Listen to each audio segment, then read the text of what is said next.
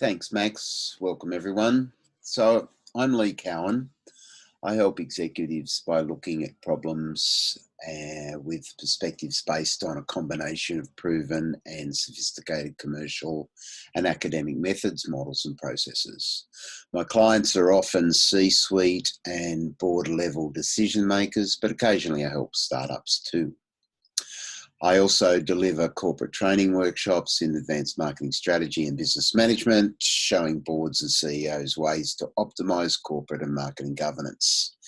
Please feel free to ask questions using the comments section below, and I'll try to answer them as we go or at the end of this webinar. Anyway, there's a lot of hype and claims about tactics and tricks and benefits of implementing what is currently called influencer marketing. But to get the most from using influencers, it's important to understand the science behind why influencers can work so well. So you can best decide if, how, and when to use it, what to expect from this tactic, and where it works best or doesn't. To begin with, what is influencer marketing? Is it as simple as using the influence that a recognized individual has over his or her followers, fans, or supporters? Or is it a bit trickier than that? It's a misleading term, really. Influencers to many operational and digital folk refers to people who have built their careers online and were unknown to a general public before. But how they became influential is not key. What is important is remembering that influencer marketing is using influencers to effectively promote your message. Influencers aren't necessarily just internet heroes. They can also be celebrities or perceived authorities. Your best friend's dad, the president of the local golf club, or anyone who may move a target audience participant along their path to purchase. How they fit or work in influencing people depends. It depends a lot on a lot of factors. Factors like product type, product category, market segments, market maturity, product life cycle, industry penetration, where you're on the ladder and where you are in your market share, whether the target recipient of your message is highly involved or exhibits low involvement. Factors like the type of innovation, the credibility of the influencer, the relevance of the influencer's fame to the product, level of sincerity of his or her endorsement, and more. Remember, your goal is to best communicate with your prime target audience. Your challenge is to find ways to dance prospective buyers down the path to purchase. In academic terms, the challenge is, how do you progress through one or more two stages of the buyer readiness model? Promotion or marketing communications is about effectively communicating with your audience. Influencers have the potential to credibly and effectively establish an awareness, build some knowledge, develop a reason to like your product or service, and or prefer it to others. If these stages are already a work in progress, an influencer might be more effective in reinforcing beliefs, convincing the prospective customer that their needs are best met by the products or services you offer, even making them more satisfied post-purchase. So ultimately, but not necessarily, urging others to act and or buy, or even endorse word of mouth themselves, the ripple effect of influencers. Diving deeper, think about this. Markets are only corrals for market segments, groups of people sharing similar needs and wants within their group, but different from other groups. Some of these groups don't care why the influencer stands behind a product or brand, but others do. Some segments need to be able to rely, trust, and or believe in their influencer, while others simply get joy from following. Different people follow their influencer for different reasons. from social status to genuine respect for their understanding of a topic or field. For example, few people follow me for my rugged good looks or charming Aussie accent, but people do follow me because of my perspectives regarding strategic marketing. I'm not a celebrity, but I am an authority in this area, offering inspiration and knowledge that helps. So genuine influence is in part a function of the level of trust followers have in their influencer. And trust usually comes from having an established familiarity and or relationship. The behavioral science behind this has to do with interpersonal relationships. The theory sensibly notes that within your group, or anyone's group of contacts, you will ask or rely upon the opinion of the individual among them who you trust will have the most reliable opinion. In this diagram, I might ask for and trust the architect about a building design. Even if the lawyer offers an opinion, I will rely on that of the architect. However, I will rely on the lawyer's opinion more heavily if there is a legal question about conveyancing or something of the nature, despite the architect having a comment. The group opinion leader in anyone's group is the person whose skills and knowledge best qualifies them as credible. The first key of influencer marketing is that the influencer has a credible claim to having a worthwhile opinion. Secondly, influence is also a function of the level of respect followers have in their influencer.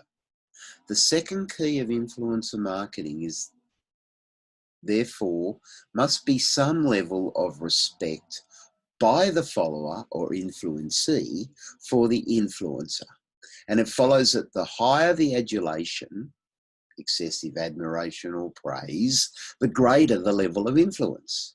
People might follow Donald Trump for entertainment, but not really respect him. So if he says he uses a Gillette razor, it's unlikely that some of his followers will be positively influenced by the brand choice. However, if Taylor Swift says that she drinks Diet Coke, followers here might respect her allure and appearance and extend genuine enthusiasm in buying Diet Coke because their hero uses it. Thirdly, influence is also a function of the level of significance influencers' opinion elicit in the mind of their followers. The cognitive justification in my Taylor Swift example is that the buyer may also rationalise that Taylor Swift's leanness may be a result of her drinking Diet Coke, but the consumer may also take pride in drinking Diet Coke because that's what they perceive admired celebrities drink. The question might be, would that consumer consume Diet Coke in the privacy of their own home while alone, or do they more prominently follow an influencer's lead when peer group endorsement or reflective admiration becomes an issue? In other words, how important is perceived public approval in the decision to buy? There will be some variance in influence according to how public or private a brand is and how necessary or luxurious a brand is deemed to be, and certainly a wide range of levels of effect subject to the market segment in question. A recent study mid-last year found that digital influencers without celebrity status actually are more effective at influencing than celebrities who are perceived as being paid for their endorsement. However, these digital influencers lose their advantageous influence the moment it is clear that their opinion is biased by self-interest, personal gain, or advantage. It is dangerous, if not fatal, to influencer and marketer to elicit a dishonest or insincere recommendation. The influencer can undo their value to their audience permanently, if you like, destroying their personal brand, because their followers expect to be able to trust the commentary. The marketer can inadvertently initiate a negative and potentially viral response.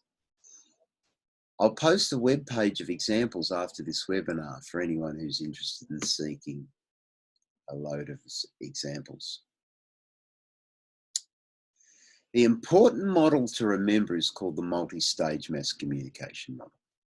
And the key message in that marketing communications, or is that marketing communications is a complex combination of multiple signals and messages interpreted to create a consistent expectation that initiates a coordinated response, usually a purchase. Credibility matters, and it matters most in the early stages of the life cycle where technical-based influence reigns. Socially strong influencers can be more effective in reinforcing loyalty and in reaching late majority entrants in the market. Hence, Taylor Swift as a celebrity influencer is a great choice for promotion of Diet Coke. While digital influencers have to be a great choice for securing trial of, say, a new product, a new software game. Risk can be a major issue in adoption of type 2 dynamically continuous and type 3 discontinuous innovations.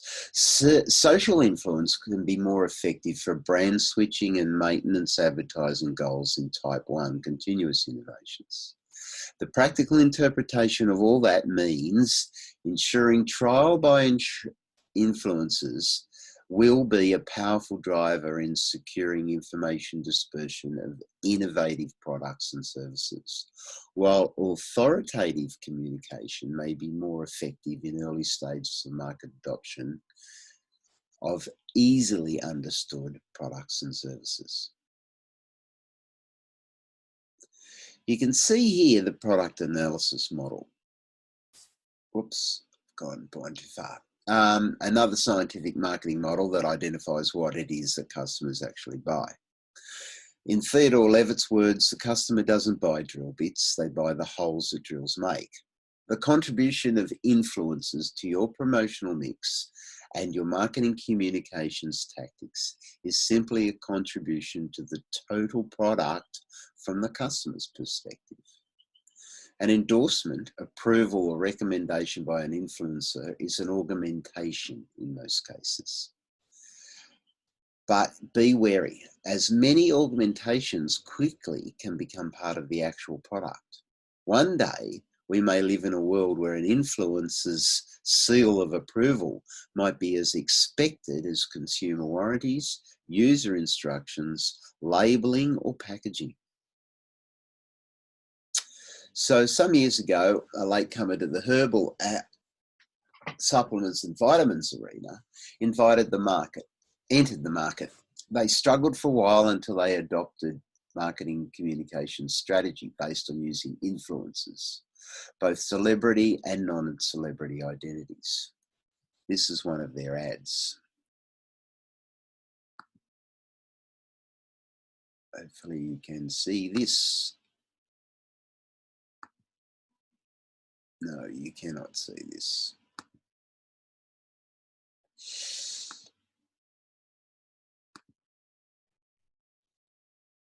Okay, beg your pardon, I don't think I can get that to come up on your screen.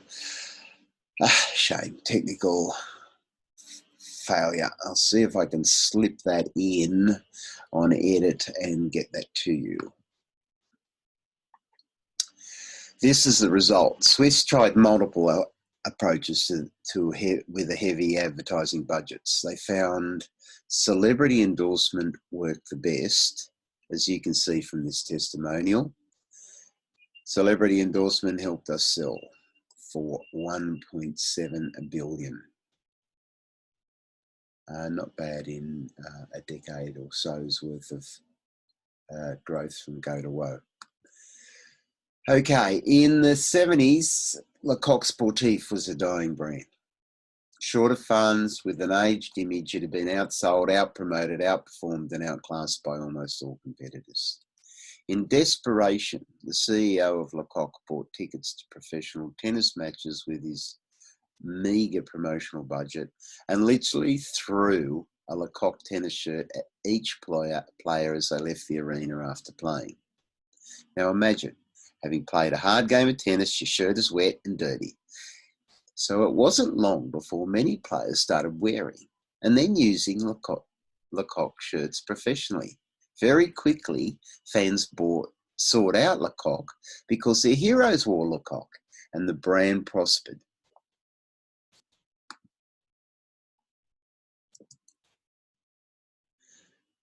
You see, all marketing, price, promotion, product, processes, people, positioning, is codependent.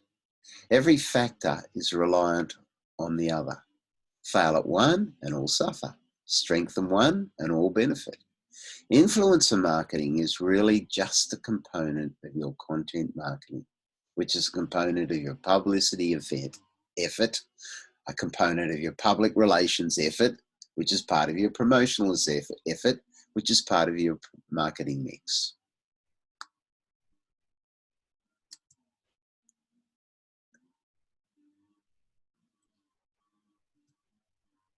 So that's for me for today. Don't forget, you can still post questions in the comments box below, and I'll be online to answer those for the next 10 to 20 minutes.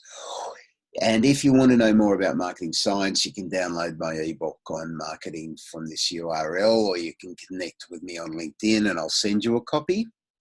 All the best, and thanks for joining me today. Over to you, Max.